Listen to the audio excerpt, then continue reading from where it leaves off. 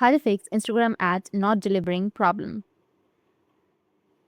So if you want to fix your Instagram ads not delivering problem, then what you need to do is first you just need to simply open up your Instagram application. Make sure that you have a stable internet connection. After that, go with your profile. Once you're on your profile, go with the top right, which has that 3 horizontal lines. Now scroll all the way down till you find the help option. Once you find it, tap on help. Under help, you need to tap on account status.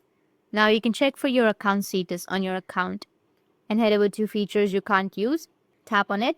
And if you see a feature that you can't use, like for example, uploading ads or Instagram ads, not delivering anything related to the Instagram, then you can file for an appeal. Just appeal to that problem and your problem will be fixed. But if you don't see it right here, then you need to go back and then head over to the support request and go with violations. And here you can see any violations that you might have, mistakenly committed.